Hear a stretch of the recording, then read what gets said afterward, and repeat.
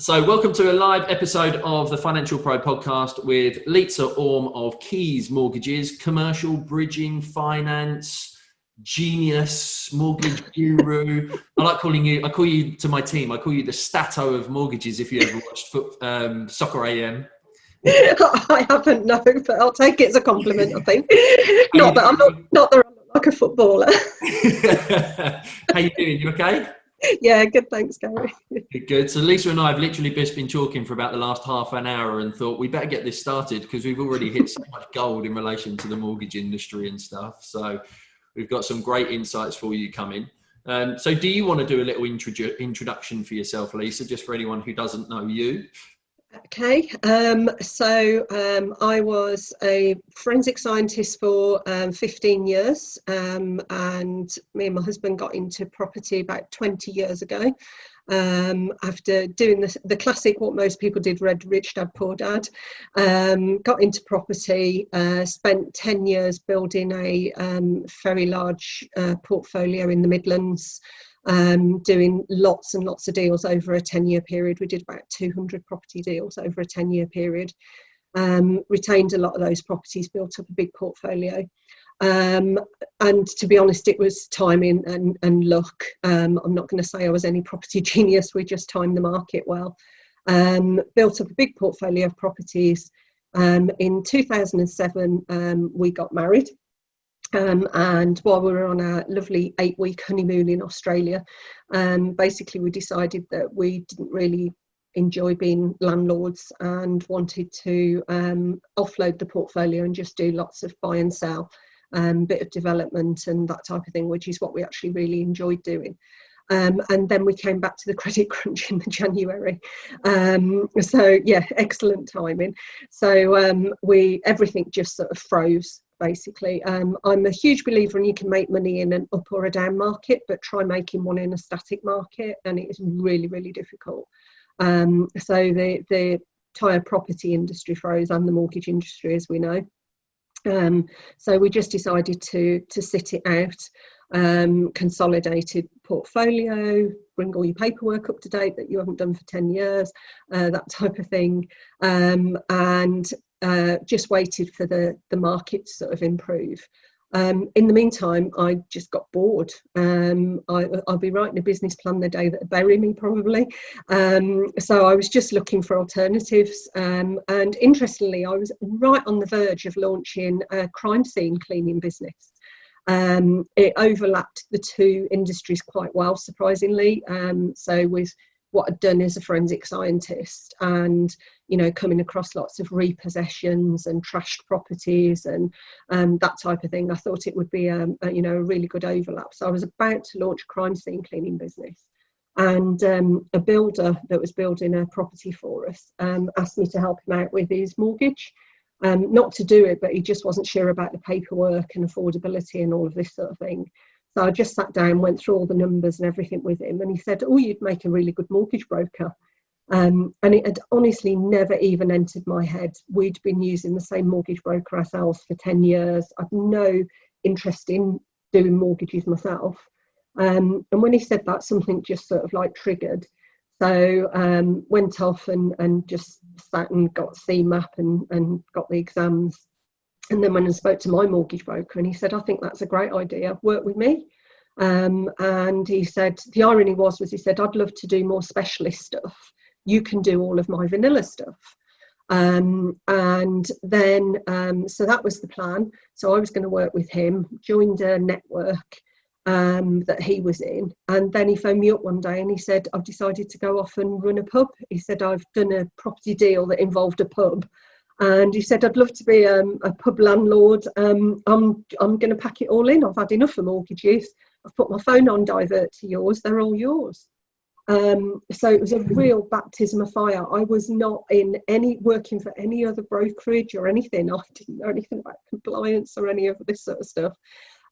Interestingly, the network that I'd signed up to went bust as well. They transferred all of their brokers to another network. And basically that network thought that all of the brokers were fully qualified.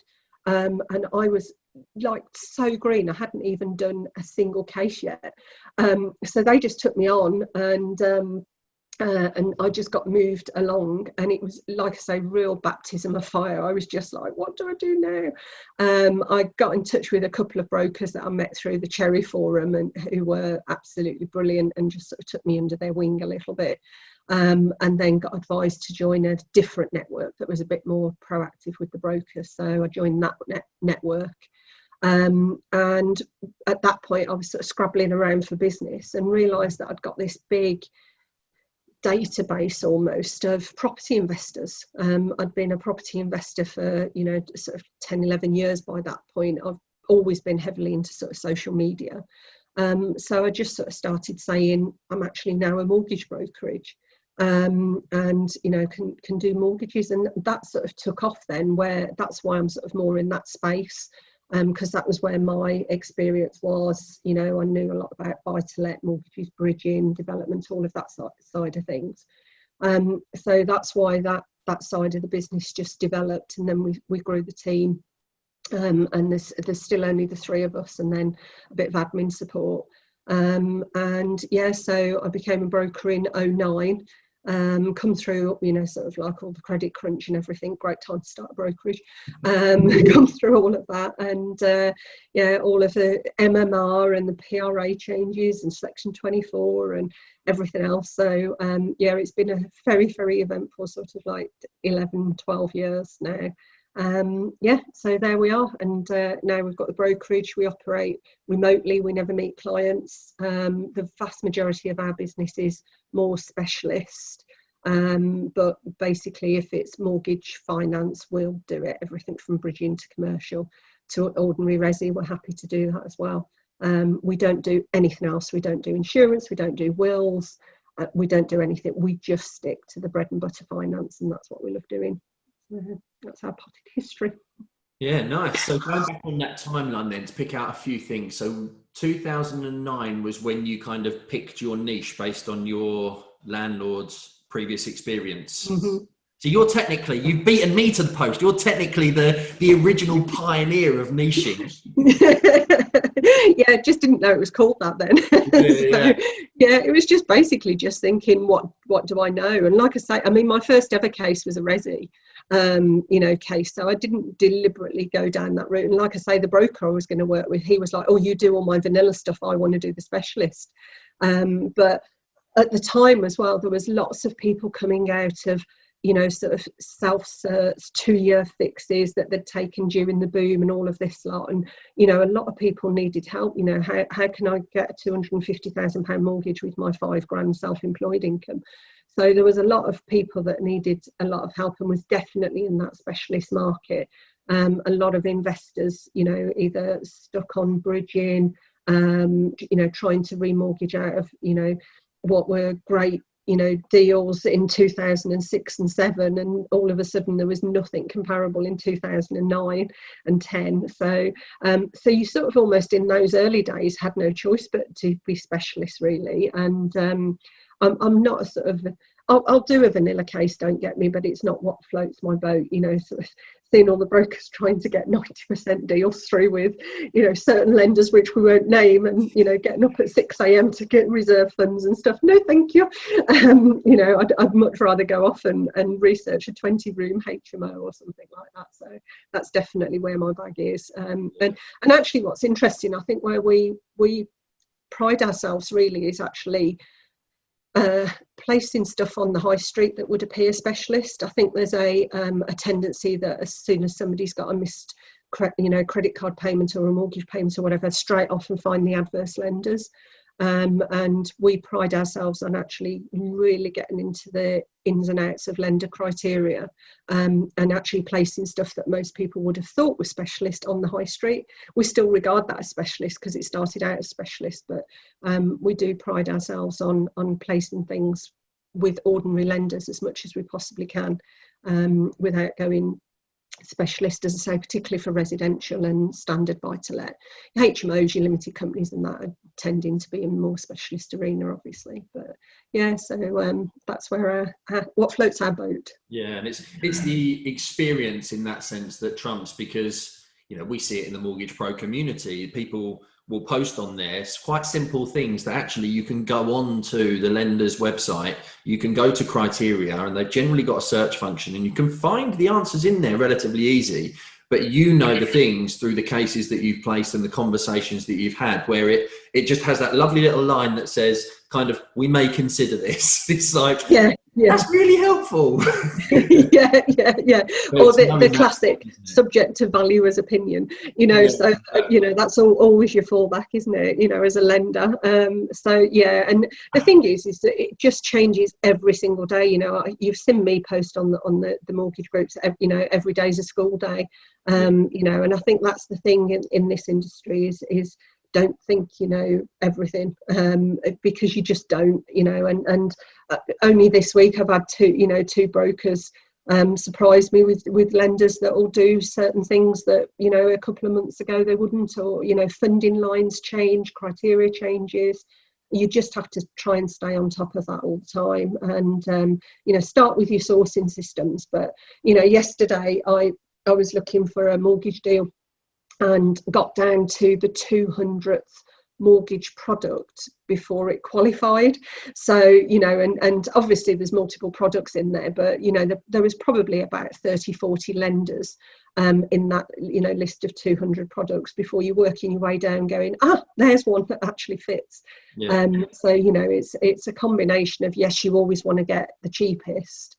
A client put on my Facebook group only this week, not one of our clients, but was put a post up about who was the cheapest for a limited company HMO or something like that. And I'm like, what does it matter who's the cheapest? You know, you or the property might not meet criteria. That's why I hate mortgage sourcing tables. You know, of course, everybody wants the 1.04 one, but the fact they haven't got a 40% deposit doesn't seem to come into it. You know, that they've only got a 5% deposit. Well, you've got to pay the 4.5% then. So yeah, everybody wants the cheapest deal, but it's no good if you and the property don't qualify. You know, criteria's got to come first, and then which is the cheapest. So yeah, but it is constantly a challenge. It's such a changing industry, particularly at the moment, as we all know. Definitely. It reminds me of when I was building the life insurance business, and it always used to be that thing of, I'd buy the leads in, but they would be advertised as get life insurance for £1.25 per week. And it's like, who actually can get that? Like an 18-year-old who doesn't smoke, at the time was female because they didn't have the gender directive in at that point. It's just like headlines, but they get people in. That's the... Absolutely.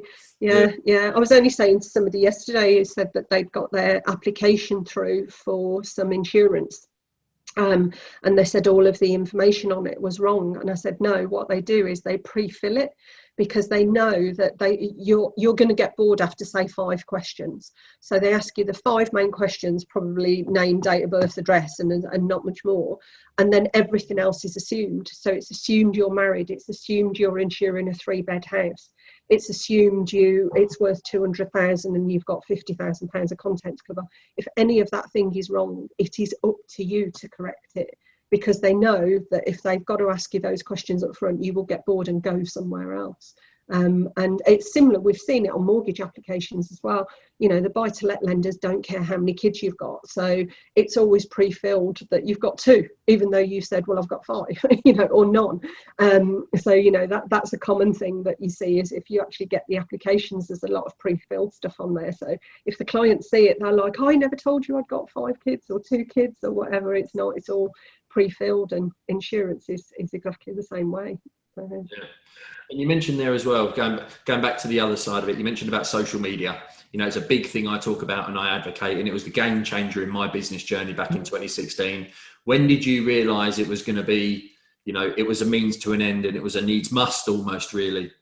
I mean, generally, not specifically mortgage related. I was involved in social media before it was even called social media, and any of the landlords, long established landlords, might remember a discussion forum called Singing Pig, which came off the back of Rich Dad Poor Dad. Robert Kiyosaki used to say, ignore the singing pigs.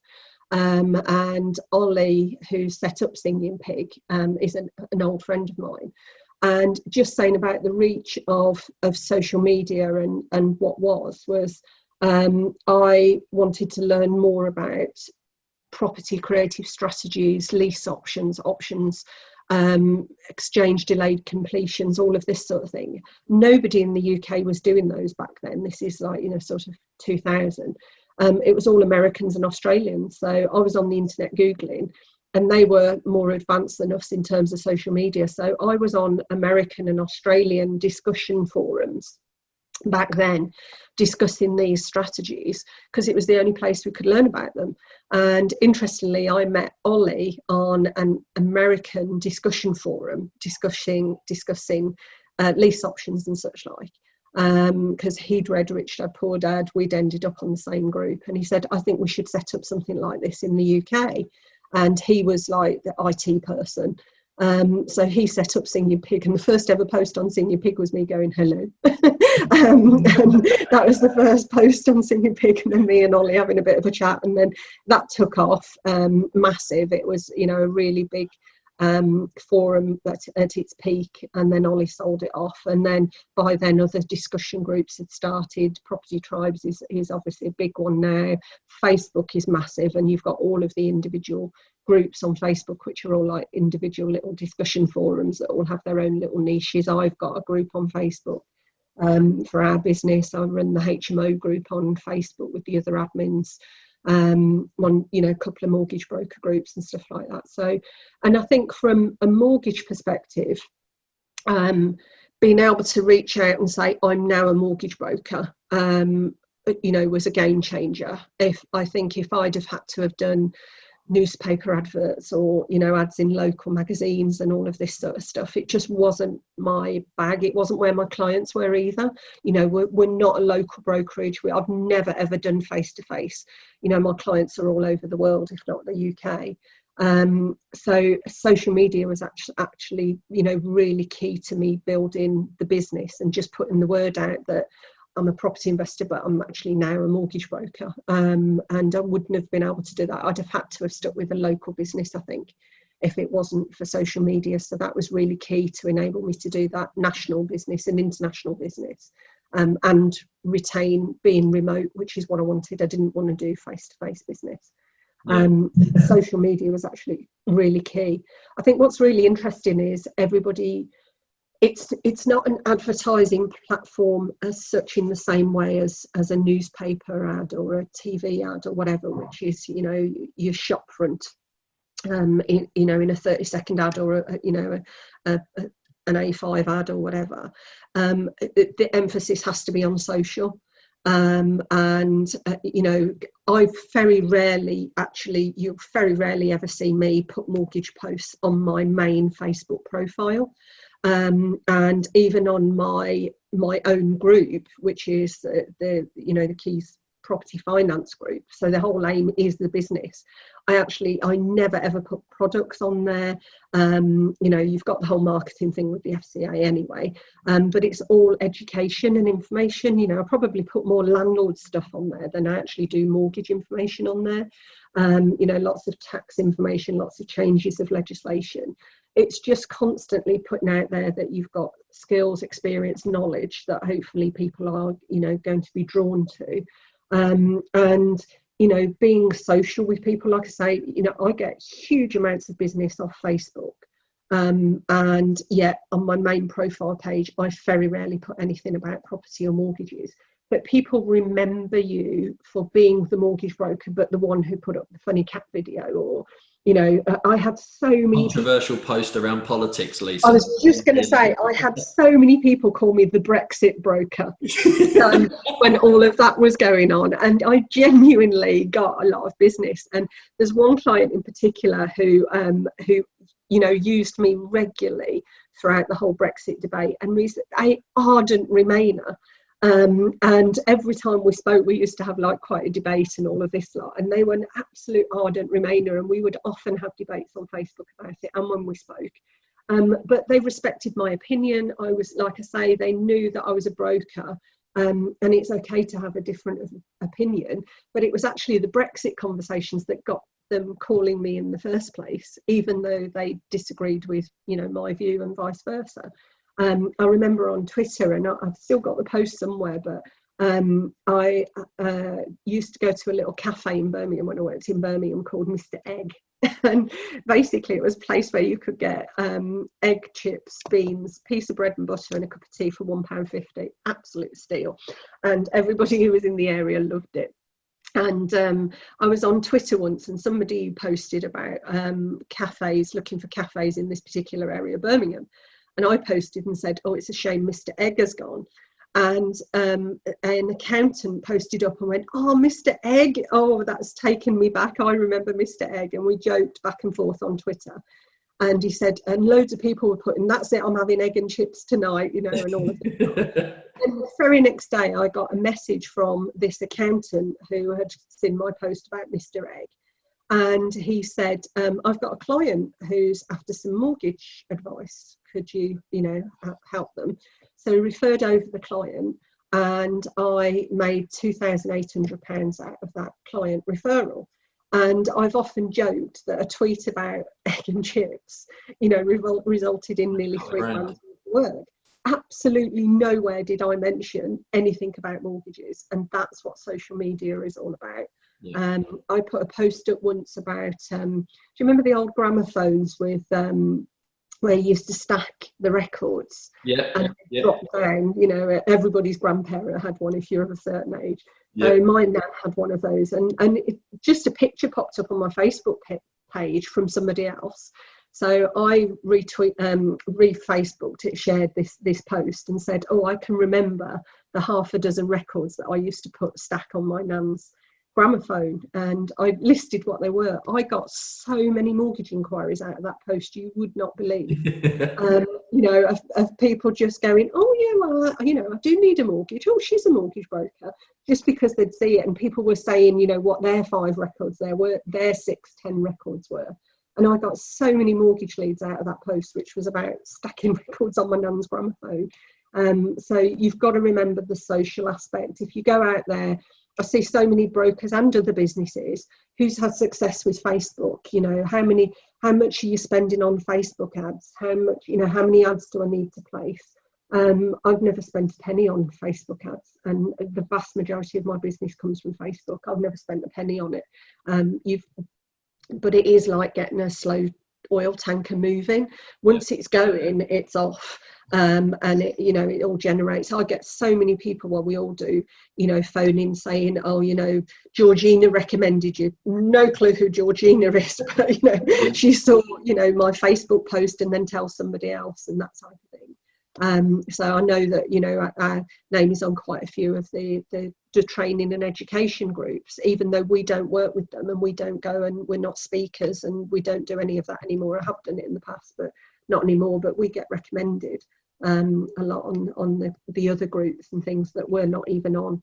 That's the power of social media once it gets going. But you've got to put in that effort, and you've got to be consistent. I'm on Facebook pretty much, you know, every evening doing posts about, you know, total rubbish, but it just gets that's the thing, isn't it? It's that thing. I was whenever I'm training it or anything, it's just like, your friends are your friends because of who you are and what you stand for and what you stand against and the commonalities that you have, not because of your job title.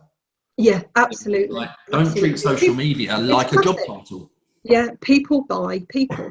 You know, and you know, I use social media. To me, it's like a virtual diary journal almost. So I love putting up my holidays, and I've done my family tree, like, you know, back to the sort of Plantagenets and all of this sort of stuff, and the lack of information that is out there. And I often think it'd be really nice for, you know, my future descendants, you know, 100 years from now, to be able to look at a Facebook page and go, oh look, you know, they went to Vietnam and they did this and they did that, and you know, and I just think of it as a bit like a journal. But again, obviously there's a business that I have, and people will contact you and go, oh, I've been meaning to ask you about a mortgage, and by the way, I saw you post on, you know, China, or, you know, when you went to Hong Kong, I went there as well, or, you know, oh, I got a client at the moment, you know, lives in Singapore, you know, oh, I saw you post on Singapore, love it, you know, blah blah blah. So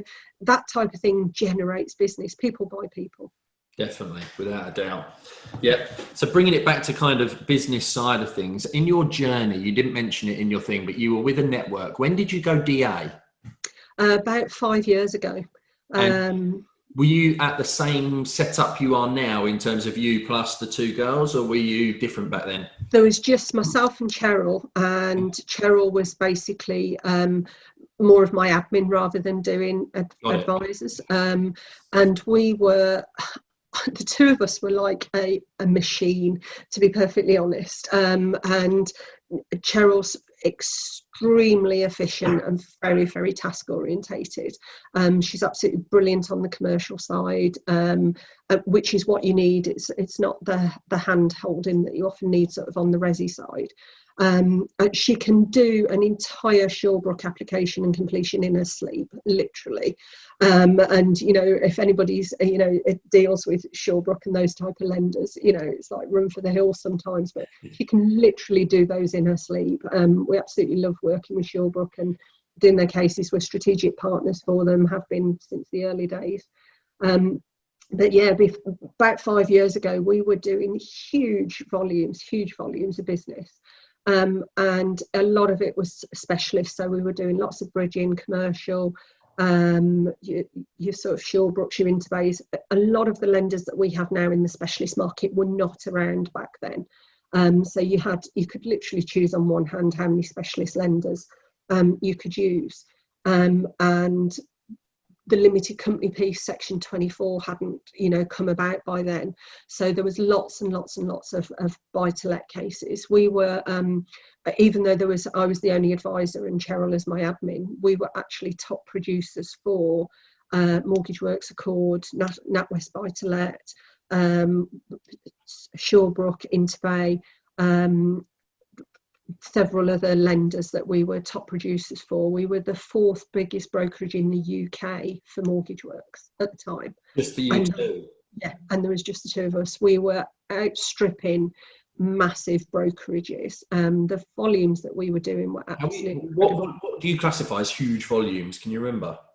Oh, I can't, because it was all what was on Touchstone, so the lenders system. So we were, and then the lenders would come out with us and go, this is where you are on our league table. So every lender's different. It might be on the volume of number of cases. It might be on the volume of business written, apps to completions, that type of thing. But we were, like I say, we were certainly fourth for Mortgage Works at one point, and various other brokerages. And we were actually lenders, we were actually being proactively contacted by lenders who would go to Touchstone and go, why are you placing so much business with them? You know, send business to us. And we're like, well, if you're not the cheapest or you don't meet criteria or whatever, that's why we don't use you. On BM as well, we were top producers for those. So we had lenders proactively contacting us, asking us to submit more business to them. But, you know, it comes down to meeting criteria and cost, as I keep saying, not just because a lender says, come and use us. But because of the volumes of specialist business that we were doing, particularly commercial, semi-commercial and bridging, the networks aren't keen on that. They'd rather you use their packages. They're not keen on individual brokerages doing that. You know, we used to get grilled if we'd got 10,000 or 15 or 20,000 pounds come in as a single commission, which wasn't unusual on development or bridging. We would get absolutely grilled over it. You know, why are we taking such big commissions? Why hasn't it gone through a packager? And we had the ability to do it ourselves. We were, you know, I worked really, really hard to get on the panels of the specialist lenders. And what's lucky is, you know, we mentioned this earlier, is that it's quite an incestuous business. So, you know, heads of lending move from one lender to another. You know, senior underwriters move from one to another. As new lenders get set up, often they're set up by the same people. So, I made friends with these people. I was doing lots of business with these people. So when they move on and set up a new lender, or go somewhere else as head of underwriting or whatever, they would often contact me and say, get on board. So, we worked really hard to build these relationships, and it just didn't fit with being in a network. I think if you do lots of vanilla cases and you're more of a high street vanilla brokerage, networks really have their place, and they're great. But just for our type of specialist business, it was more of a hindrance, and I just felt it was Business Prevention Society really where we were concerned. It was just constantly having to justify what we were doing. So I just made the plunge and decided to go DA. I thought it was a good move to go DA at the point that they were doing all of the changeover with the consumer credit. So if you remember, everybody had to have temporary consumer credit licenses, these interim licenses and all of this lot, and then you had to go and get your full license if you were going to do anything that come under consumer credit and all of this lot. So I thought, oh great, I'll apply to be DA at the same point and we can cover it all off. That was probably one of the worst things I could have done, because they were just absolutely inundated with trying to sort out what was a consumer credit business, and you were in a queue with everything from DFS trying to sort out their consumer credit licenses, and car dealers and payday loans and all of this sort of stuff, with you trying to go DA as a mortgage brokerage, and you're all in the same queue to try and get it sorted. It was a nightmare. It took me nearly 12 months to go DA. I had 4 case managers through that entire period. Absolute nightmare. I had people at the FCA questioning what type of business we were doing, and they determined my business was upside down. So I went for the DA, the FCA authorization, and then the consumer credit, and they said my business was effectively upside down, so I needed to go and get the consumer credit license first and then go and get the FCA authorization, because my regulated business was smaller than it was the other way. So I spent 9 months trying to get that, and then they told me to do it the other way around. But we got there in the end, and we've been DA ever since. And yeah, it's just so much better for our type of business. We've just got far more autonomy over the type of business that we do. Yeah, and that was I did the same thing with Primus 2018. I looked at it and was like, well, I want to start recruiting and taking people on, and I'd only been back to mortgages really 2 years, and I thought, well, would it be better to be under a network and leverage out the compliance and have some additional support? And that's how the Mortgage Pro group came about, because I was directly authorized. I've been directly authorized 12 years next month, but I felt lonely. It was like, I'm a DA broker with my admin and my thing. I wanted to connect with other people, and that's how Mortgage Pro came about. But for the very same reasons, Primus were great, social media was great, the leadership was great, the support was good. I flew through compliance from their checking if they did files, but they wanted me to use packages for any of the specialist stuff that we do, and it's just like no chance. Yeah, so exactly. A lot of people who are ARs, and I think personally, and this is a personal opinion, I think from what I've seen, networks try to put the fear into their ARs of becoming DA. From having been an AR and now being a DA, what's your view on actually what DA life is like? I think, and this is not to denigrate networks, because they definitely have their place. Agreed. And like I say, if you want to get on and concentrate on the business, the day-to-day business of writing mortgages, don't go DA is what I would say. So they absolutely both have their place. But my biggest bugbear with networks was I felt it was the lowest common denominator. So there was never any respect for brokers who do it right, who are TCF, who understand compliance, who take the time to go and read the FCA guides and the rules and understand it. There was many a time I would have rows with the compliance team and actually quote the legislation at them, but they'd often just take that lowest common denominator route, and it was like, well, that may be the case, but we want you to do it this way. So everything was always to protect their backside, which I get, because they've got to protect hundreds of other brokers as well, and one bad egg could bring down an entire network. So I get it. It's just when you're a decent broker, it's frustrating. When you do it right, and you're not somebody that just goes and picks the lender who pays the highest commission or whatever. I don't need a network to tell me not to do that.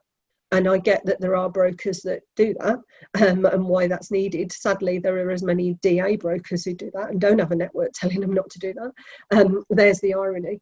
But when you're in a network and you can see it, and you can see, bad advice and bad broking and this type of thing, and then the network's always working to that, it just gets frustrating when you think that that's not where I am, and I just want a bit of respect for what I do, and that I am capable of understanding, the latest MCOB guide or whatever. I felt it was just working to the lowest common denominator all of the time, which I get why they did, but when that's not you, it's just very, very frustrating. So I just prefer to just get on with it, and like, I'm the same as you. I like to get out and speak to other brokers. I like the social aspect on social media, and there's other brokers that I regularly meet up with, other than COVID and lockdown, but would regularly go and have lunch with, or we'd meet up at lender events and stuff like that. So I like the social aspect and getting out and seeing people, but I also, with DA, I can just get on with my business. I don't have to worry about what everybody else is doing, and I don't, don't get me wrong, I like to go and have a nose at, other people's websites and accounts and see what they're doing, and, you just get a feel for it. But in terms of just getting on and worrying about what my business is and what my business does for me, that's what I like about DA. I don't have to worry about, telling everybody everything and doing annual reports and this, that and the other, and, other than you, Gabriel, just get on with it. Do you think it's more profitable being DA? I think it depends on your type of business. I mean, there's, you've got your fees, and if you're paying for separate compliance or file checks or whatever, that might have been included in your AR fees or your network fees, then it depends. It depends if you're paying club fees, as well as network, or just paying network fees. The networks can obviously often negotiate better rates, payment rates for brokers. Sometimes they might have access to lenders. It makes me laugh, the whole of market debacle. Let's face it, not one single broker out there is whole of market, and some networks get access to lenders that others don't. That can be a bit frustrating. It's probably one of my biggest bugbears in the market. You might get access to exclusives and deals and stuff like that, but then I've got access to certain lenders that other brokers haven't, purely based on relationships. So I can't say that I'm not in the same boat. It's just frustrating, I think, for every broker. But we've all got similar sort of experiences and lenders and products and exclusives and things that we can use or not use based on generally who we know, or if we're in a network or DA. We know that there's lenders who only work with DA brokers or certain networks, and things like that. We were one of the first DA brokers to get onto TSB's panel, because we did so much good business with them as a network. When we actually went DA, they were happy for us to stay on panel. Yet at the time they didn't take any DA brokers at all.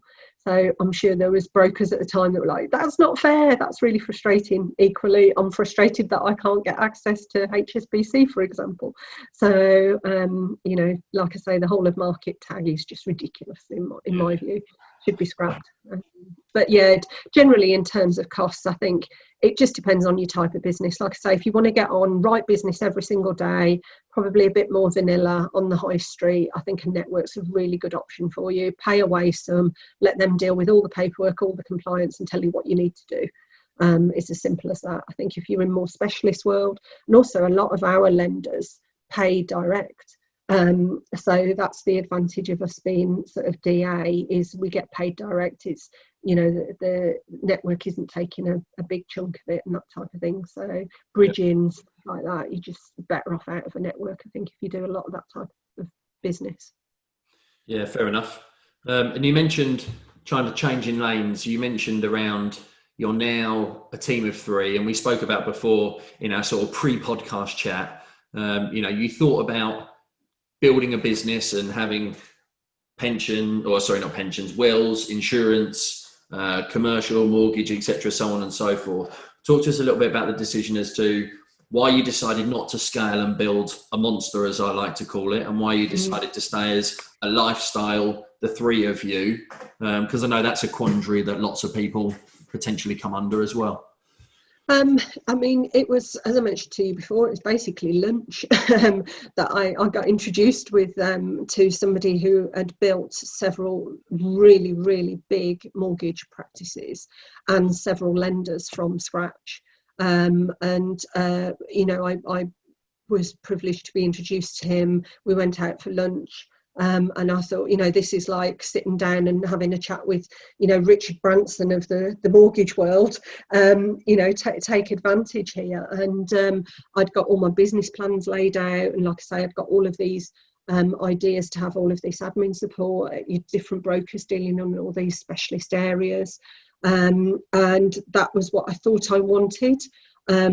Like I say, if you're sort of entrepreneurial and you're building a business, it just seems a natural progression to just want to do that. It's like, what is the next step going to be? Of course, it's go from, you know, 1 to 5 to 10 to 100. But I'd always, every time I sat down and went through the business plan and looked at the numbers and that, I just had this little niggle. And I'm a huge believer in trusting your gut and your instinct. And if ever I get that, you know, it might be with a client or it might be with a lender or a case or something, I really have got much better with age as to trusting my gut. And that was how I felt with this. Just something didn't sit right. And after half an hour, this guy basically said to me, "You don't want that." And he said, "You want a lifestyle business." And that was just him chatting to me just about what I wanted. And what I wanted from a business perspective was actually didn't correlate with what I wanted from a life. And that's fine if you do, if the two correlate, that's fine. But, you know, he picked up that speaking to me, actually, you know, what I wanted from life didn't match this big business. And then a couple of other things happened personally. I went on a motivational course a few years ago, and it was only because I'd asked the speaker to speak at one of my events, and because he'd been recommended, and he said, "Have you ever been on one of my courses?" And I said, "No." And he said, "Well, you best come on one of mine then if you ask him to speak on yours." So he gave me like this free place, and I was literally only there just to go and hear what he was like as a speaker because he'd come recommended. And there was just a few absolute gems, golden nuggets that were on this day that again just reinforced my whole belief that having this big business wasn't right for me, and that what I actually wanted was a lifestyle business. And so I just set about creating something different. I'd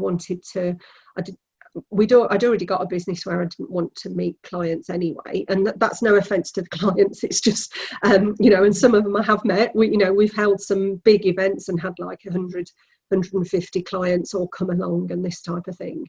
So it's not that I don't want to meet them, and I chat and, you know, on the phone, Zoom, text, lots of them all of the time. A lot of them I would regard as really good friends. Not just clients, but it was just how I wanted to run my business, and I wanted that flexibility. And I'll often, you know, I've been lying in bed at 3 o'clock in the morning chatting to a client on text about, you know, their mortgage options, and I want that flexibility of being able to do that, and then at 2 o'clock on a Friday say I'm knocking off and I'm going to go off in my caravan.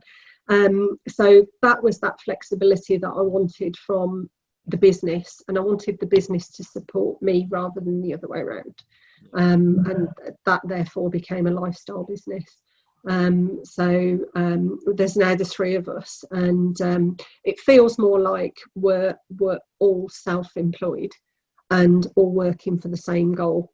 That's how it feels. I don't feel like, and I hope Amy and Cheryl feel the same, but I don't feel like I'm the boss and they're the employees. I feel like all three of us are working towards the same goal and all very, very much work together. And it works really, really well. And we've often joked, we've got a virtual pub that we call the Three-Legged Stool, which we thought was quite a good pub name.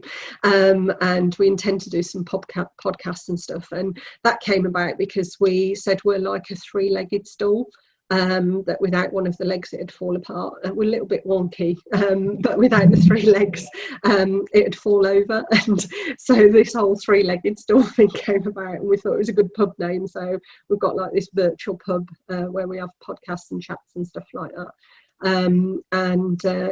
That's very much how we see ourselves, all three of us working together to keep the stall upright. And it just works really, really well. I love them both dearly. Cheryl's actually my niece, but they may as well both be family.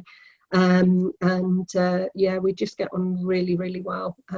We're all of us are just so working towards the same aim and have the same ethos. We're all very different in how we work, and where our skills are, and that which actually really complements each other really well, the three of us.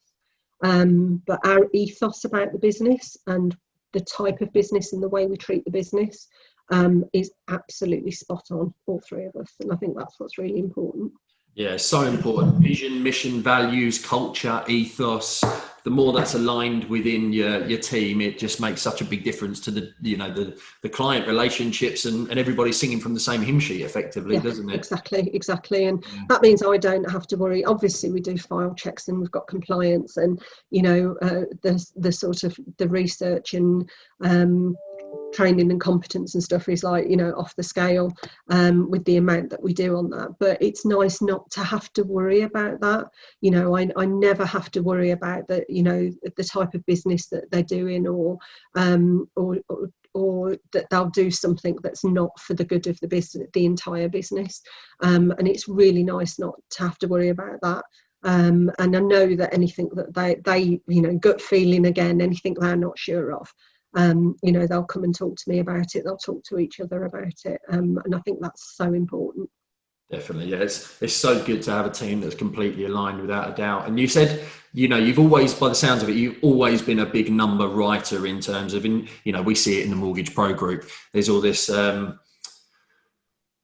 let's call it competitiveness. I was going to be a bit rude, but I'll call it competitiveness over the number of mortgage applications that I do this much every week and I do this much every month. And, I'm more interested in the money that goes on the board and in the bank, to be honest, because that pays my bills. Number of mortgages. I've always said I'd rather do 1 million than 10 100,000s.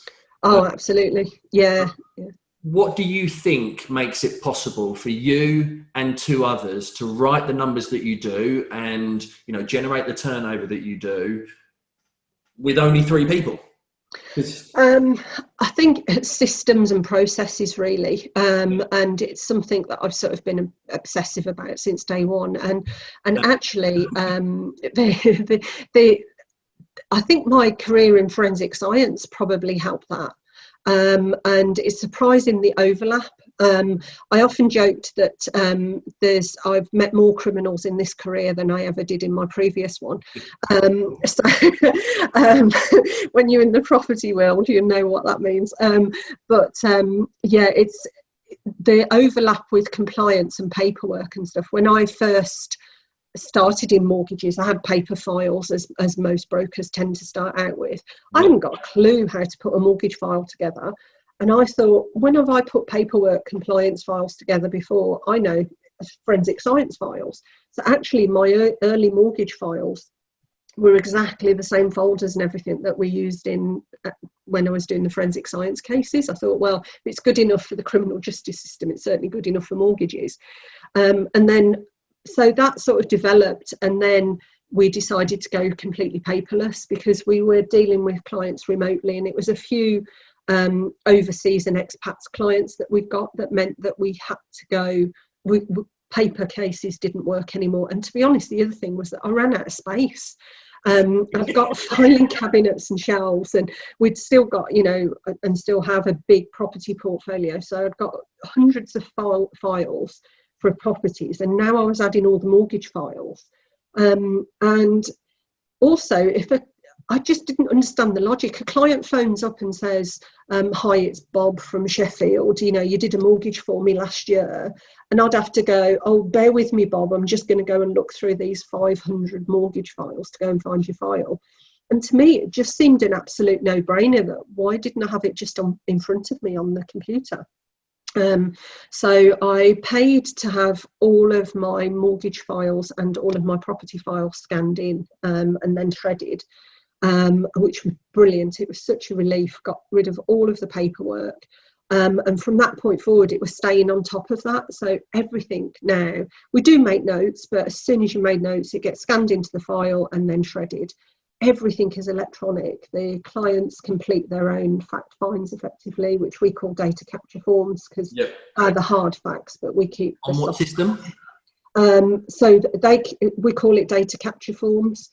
So they're just Excel and Word. So we don't use online CRMs or anything. We literally just email out the forms, and then that means that we can keep them updated. So we'll just send out the previous one if they come back to us and say update this, and then we just change the date and keep it up to date. It's so much simpler. Everybody knows how to use Excel and Word. You don't have to worry about online systems, logging in, anything like that. All of our system works entirely in the cloud. And so when we just had the lockdown, for example, we were all set up at home within half an hour. You literally just had to pick up your PC, take it home, put your laptop on, or your PC, and we were all set up. And you just log in. 365 or G Suite? It's 365 is the back to it, but we've got a whole system, Duo, all of this sort of stuff that all works in the cloud. All security controlled. It's like beyond bank level security. It's like sort of CIA security.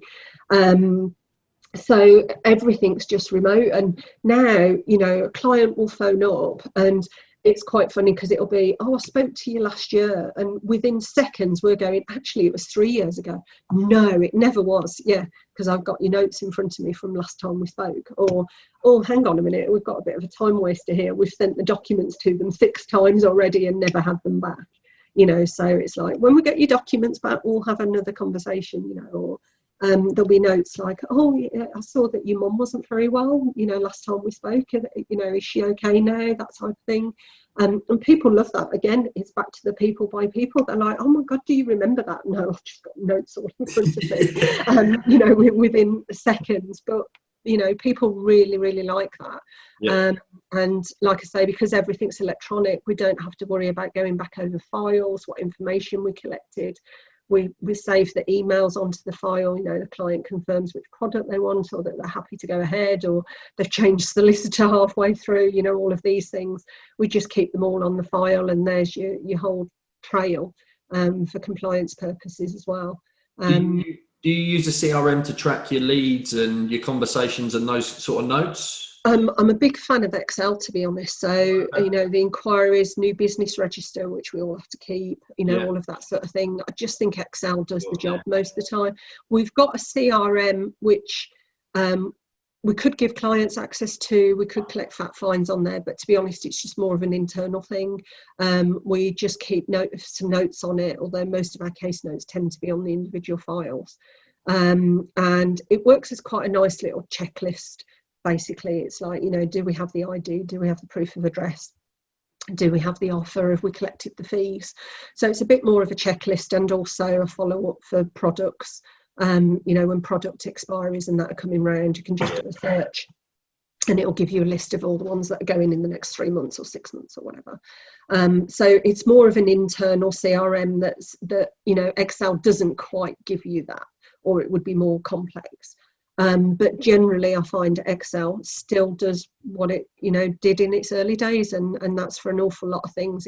It's a really, really good system.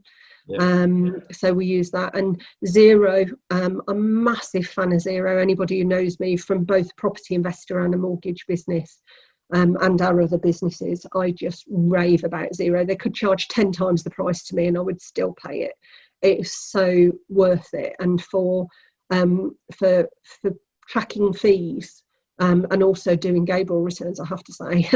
It's absolutely brilliant. It really nails it. It's got its foibles, and they seem to fix a lot of them as time goes on, and there's little things that we'd all prefer, but show me a perfect program. But sort of Excel, little bit of the CRM and Zero, they just absolutely nail it. Nice. So one of the things we spoke about before from from that business perspective, you've been heavily on your niche and your specialism in the specialist space. And we know from looking at the mortgage group, and particularly with so many new brokers coming into the industry now, that there's that need to hold on to every lead. Like, I just don't want to get rid of it. And I'm a big fan of stick to what you're good at. It will take you 5 hours, maybe 6 hours to research that bridging loan that you've never done before. And you could probably do 5 or 6 resi deals that you're used to doing during that time. So you might earn $3,000 over here, but actually you could earn 5 or 6 grand over here by following what that's why I built my brokerage with specialists, and you've got Cheryl being a specialist on those ones. You are, and Leah and the other lady is as well. What's kind of your thoughts in and around that? Because I know it's, what's your thoughts in terms of, we were talking before about you refer out some people who don't want to pay fees and stuff. Yeah, exactly. I'm a huge fan of that, and for exactly that reason. Firstly, I'm a believer in I'd rather earn 50% of something than 100% of nothing. So I think that's really important. But also I think there is a tendency, and probably amongst newer brokers, but you find your feet over time, to want to take everything, and you're afraid not to take business. What if I can't pay the bills at the end of the month? And you've got to perhaps try a few things to find out where your skills are, where your niches are, where your lender contacts are, that type of thing. Like I say, I've been a property investor for 20 years. So interestingly, like HMOs are our real niche. We do huge amounts of those. None of us have got HMOs. I've got a big portfolio of properties, but I've always steered clear of HMOs. But I know HMO legislation inside out. It's an area I've always been fascinated in. So I took the time to learn it, and it does take learning, and it is constant learning. When I see like, where's the best place to place a HMO, I'm like, let me ask you 100 other questions first. There is no best place for a HMO. If you don't have those skills, if you don't understand the difference between planning and licensing, if you don't understand what Article 4 is, pass it to somebody who does. Do the best by your client. That's what I think. It's not only about you, it's about a client at the back of this. If bridging, there's 200 bridging lenders and no sourcing system. If you do not know where the best place to place something is with a lender that is going to complete to that 14-day timescale, don't do it. Do the best by your client. The amount of bridging that I see placed that should never have been placed in the first place, let alone certainly with the wrong lender, is just really scary. The fact that over 70% of bridging loans goes over their timescale, their initial timescale, says that there is huge amounts of bridging out there that has been placed wrongly. So I get that brokers want to learn, and I get that they want to find out where their niche is, but pass it to somebody who knows what they're doing and ask them to teach you. If they won't teach you, go find somebody else who will. And I'm more than happy to take cases from other brokers who don't have the skills, and I will tell them what we're doing, why we sourced it, why we went with a particular lender. In the specialist world, for example, and a lot of the lenders require you to be NACFB members. Well, that's not a badge anymore that you just pay for. You have to go through all of their compliance. You have to have an audit. They want to see that you're doing certain levels of specialist business, because they actually recommend you to what they call their patrons, which are the lenders that are there. So if you can't get into the NACFB, or you don't want to jump through their hoops, you are simply not going to have access to a large number of the specialist lenders. And again, you're not doing the right thing by your client by saying, well, I can only submit to HTB when somebody else might have been better. You know, a lot of the specialist lenders will happily kick you off panel politely, but kick you off panel if you're not doing the right types of business, the volume of business, packaging it properly. Again, you're not doing the right thing by your client if that's the case, and you can't submit to the vast majority of these lenders. So work with a broker that's happy to teach you what they're doing, and then you can then make a decision about whether that's a niche you want to be in, or whether you're just basically going to keep passing that on. And that's, you know, packages these days, that's how they come about. You know, the vast majority of the big packages have got access to 95% of the lenders, if not more. So if you haven't, go off and use them.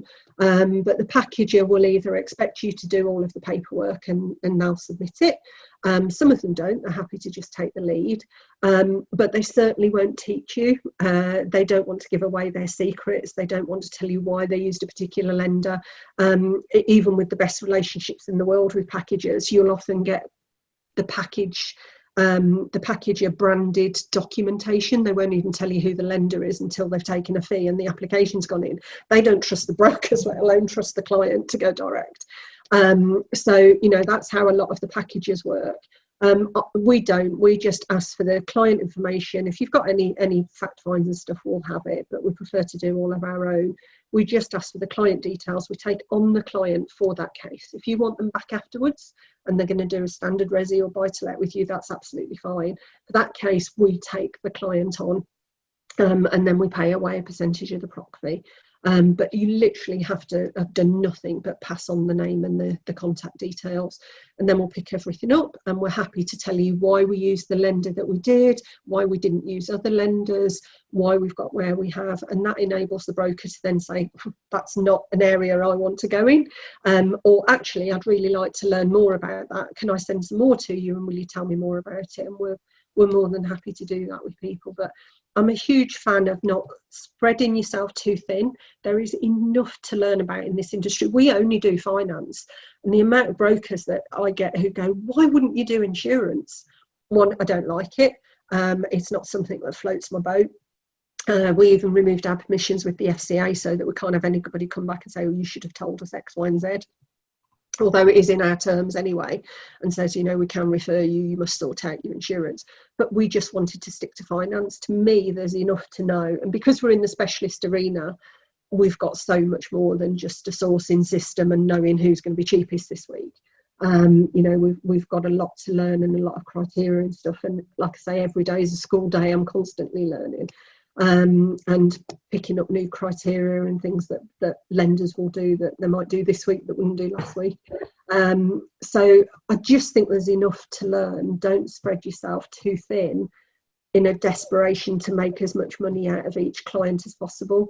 And back to exactly what you said earlier, to me, if we have, I've referred away complex cases before where I just think, to be honest, I could turn 3 bridging loans or 5 HMO mortgages or a portfolio of buy-to-lets in the time it will take me to research that complex commercial. So I've got packages that I will go and use, or other brokers that I will send stuff to that's their specialism. I've got a brokerage that I know that is really, really hot in the leisure industry, so hotels, pubs, that type of thing. There is nothing they do not know, and lenders they do not know about that industry. I'm not going to spend days and days researching that. I'm just going to send it to them and say, if something comes of it, pay me. So even though we're in specialists, the specialists with knobs on, that I'm happy to sort of send off to people that if they've got their specialism. You mentioned about fees. If somebody argues about fees or is objectional to paying fees, you know, we charge on every single case. So if I'm not happy about paying fees, great, I've got a couple of brokers that I can send you to who don't charge fees. Well, why is that? Well, they've just got a different model. They operate differently to us. We're more in the specialist arena. If you want our service, our business to work with us, you got recommended to us, it comes at a price. Or I can refer you to somebody. If the fee is the most important thing to you, I've got brokers that I can send you to that don't charge a fee. So know what your specialisms are, know what your niches are. Don't be afraid to turn away business. I think that's the thing. If something doesn't feel right, if you're not comfortable, if it's going to be too complex, Go and find somebody else if you can, but don't be afraid to turn away business. Yeah. And again, that comes with age. Yeah, definitely. I think it comes with Think and Grow Rich as well. You know, the abundance mindset that there's always enough out there. And if you look at the volume of mortgages that's being done, and you know, actually how many advisors there are versus the volume of mortgages from purchase, buy to let, investment, there's enough business for everybody. Stick to your lane and develop. And you get a lot of people, you know, we're in fairly big mortgage brokerage groups on Facebook, but in comparison to how many brokers are actually out there, it just scratches the surface.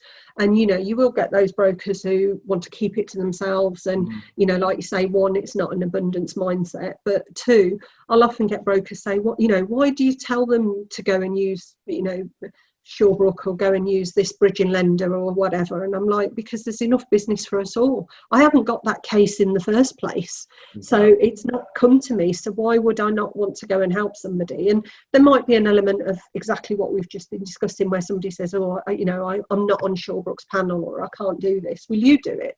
Great, I might get business from it. There's the social aspect and element of, you know, like I say, communicating with other brokers. I learn every single week about, you know, a lender will do something or whatever. So it's very much a two-way street. But you know, you always, in any business, you're going to have people who want to keep it to themselves. And why would I tell my competition? I think if that's the attitude that you have, then you know, fine, just go and live in your little hole. And please leave my communities as well. Yeah. Out of the Mortgage Pro group, get out of the Financial Pro group. We don't like you and we don't want you to be around. Sorry, but that's just the way it is. Yeah. If that's your attitude, then you know, social media probably isn't for you anyway. So collaboration, support, community. You know, this job is hard enough, particularly at the present time. We can all support each other. We can all help each other. But it's like, if you've never done it before and you've literally got no idea, then asking in the Mortgage Pro community, for example, is just like trying to fish in a 2,000 square foot lake for one, you know, goldfish. You know, exactly. Go to the expert, refer to Lisa. She'll do a split with you, educate you if you want to go down that route. You know, for anybody who does want to refer to you, Lisa, how would you prefer they kind of do contact you? Just drop me an email, basically. More than I get some brokers who will say, I've got, you know, this client, are you happy to pick it up? And if we're not, you know, I'll say no, but you can go and refer it to whoever. You know, similarly, like I say, we've got arrangements with other brokers or packages or whatever for stuff that I might think is too complex or we haven't got the time to do. I would just refer them straight there. I'm not going to take cuts and cuts and cuts from people, you know, where they end up with £3.50 at the end of it. You know, if I say, oh, you know, Crystal will look after this. I referred a broker to Crystal only last week and said, look, go and speak to Crystal. This is right up their street. And, you know, and then I referred I mentioned about the one that deals with the leisure industry. I told another broker to go and speak to them direct. I'm not going to take something that I'm then going to refer out. I'm only going to take something that we can actually do ourselves. So I'll get brokers that will drop me a note and say, these are the circumstances, what do you think? And then I'll direct them. I'll say, yeah, drop it over and introduce that. So just an email is fine initially to me. And then I'll, you know, if it's one for Amy or Cheryl, I'll send it their way. But Lisa at keys-mortgages.com, just the same as the website or email address on the website. Or drop me a message through Facebook if you're on one of the groups. And, you know, I'm more than happy to pick that up. Perfect. But there's a difference between taking a case and coming and picking my brains to get all of the information to find out where you would place it. You know, we want to take the case. If you want to pick my brains, then do it with all the other brokers as well. We can all learn, you know, put in the group. In the group, exactly. And put a post on there, and we're all learning. I am not an oracle and you know everything by any stretch of the imagination. No, I'm certainly not learning every single day. So, but you know, everybody's got their own skills. So you know, there's an awful lot of brokers in there that will be able to help the other brokers. But if you've got something where you know you want us to actually work with the client and to place it, then just email me, and I'm more than happy to have a look at that and see if we can do it. If not, I'll direct you to where you can go and place it. Yeah, that's what the Mortgage Pro Group's there for at the end of the day. It's sharing, it's collaboration, it enables not just you, but other people to share in on a post as well. So make sure that you connect with Lisa on there, and Lisa at keys-mortgages.co.uk. We'll put a link. .com. So Lisa at keys-mortgages.com. We'll put a link to that in the show notes as well, so people can click from there if they're doing that. But I think today's been awesome. We've spoke about social media, we spoke about DAs, we spoke about, you know, systems and Excel spreadsheets and, you know, business growth. And actually, you know, I think vision is a big thing as well. Lifestyle business, it's finding the business that supports the income and the lifestyle that you want. You found that. Just as a final thought, what's kind of the next 2 or 3 years look like for you, Lisa? Busy. If Rishi decides to extend his stamp duty holiday, then I think we'll all be cancelling our holidays next year only because we can't find the time to go on them. But I think it's going to be, certainly for us, really busy. The specialist sector has taken off massively in the last couple of years. I think not just from, as I say to the lenders, you know, when they talk to us, we have a lot of conversations with lenders, with product designers and heads of underwriting and heads of sales, and that you know, about new products and stuff. And I say to them all of the time, it's all about innovation, it's about niches, it's about specialisms, because when everything's based on rate and fees, it's a race to the bottom. And you know, you can get mortgage rates, residential mortgage rates, that start with a 0 at the moment. It is just absolutely bonkers. And everything, you know, is a race to the bottom on resi, you know, and even a lot of buy to let, free vals, free legals, you know, cashbacks. Everything is about, you know, getting on Trigold, working out who's the cheapest and then trying to beat them. And that's always going to be a race to the bottom for any business. You know, we've as we've said, you know, the to charge, not to charge discussion amongst mortgage brokers is probably one of the most common. And you know, if you're going to compete on price, it is always going to be a race to the bottom. Yeah. We see that in conveyancing. I've said this 100 times. It is the most important aspect of any property sale and purchase, and yet it is the cheapest.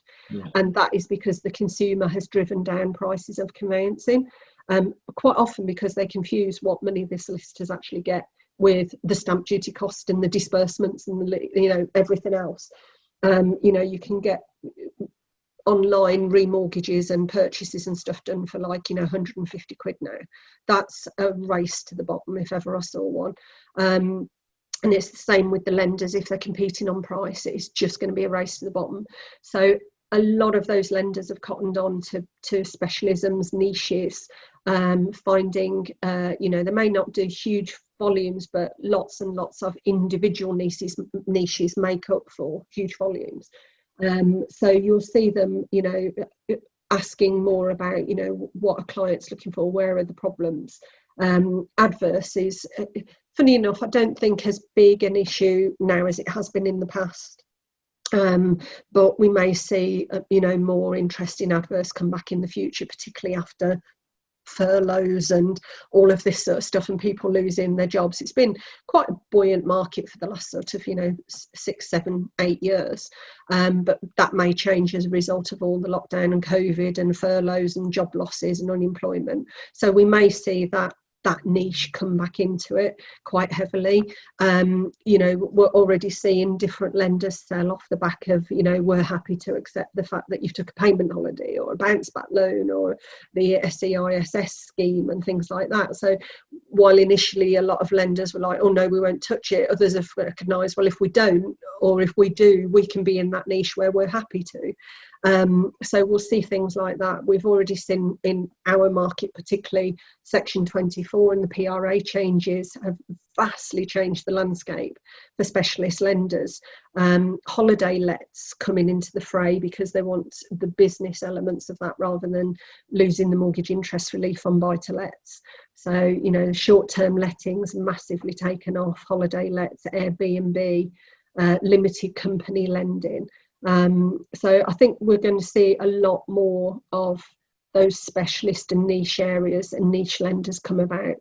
because and a lot of these lenders simply cannot compete with the size of Santander and Nationwide and Halifax. And those type of lenders, even the spin-offs from Nationwide like Mortgage Works and stuff, these lenders can't compete with that volume and that pricing. So they have to find their niches. They have to find where these lenders aren't lending. And I think we'll see a lot more of that. I think the market has become a lot more specialist. And that's not saying there isn't a vast amount of business for the vanilla brokers.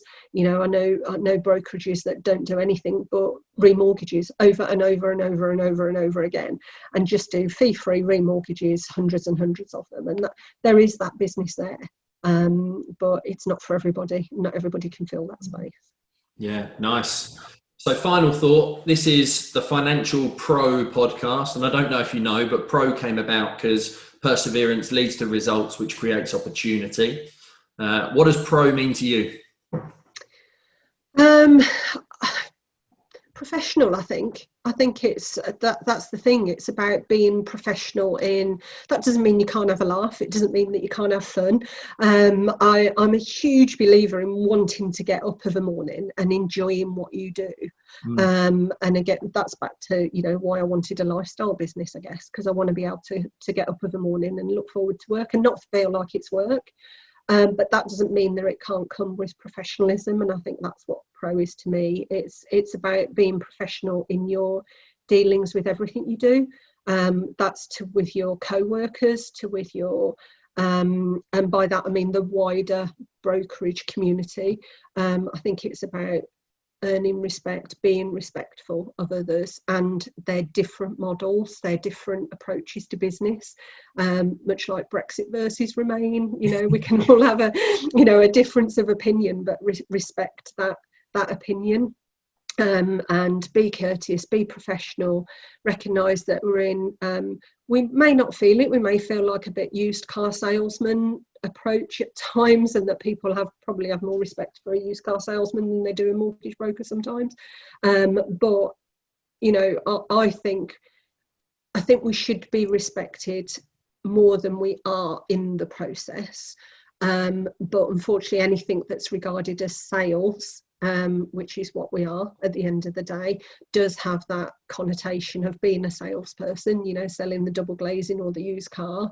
And I think only us as an industry can step that up and be professional, stop with the heavy sales, you know, be respectful of each other and of the client and of the industry and of the FCA, love them or hate them, and what it is we do, and be professional in our dealings. And I think we should all try and support each other in doing that, and being professional and not trying to find ways around things. And that's not what we're about, you know, is there's grey areas in lending, we all know that, but be professional in how you find those grey areas. Don't try and find ways around it and weed out the ones that do, quite frankly.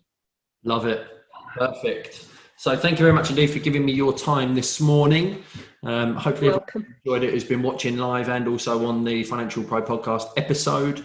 Obviously, if you want to connect with Lisa, then you've got the email address to do that. If you want to refer business to her, then use the email address. If you want to pick her brain, then do so inside the Mortgage Pro community. And obviously Lisa's one of the top contributors in there because she's always helping out people. So I'm really grateful for that as well. Sharing your Oracle knowledge. Thank you very much indeed, Lisa. Thanks very much, Gary. Much appreciated.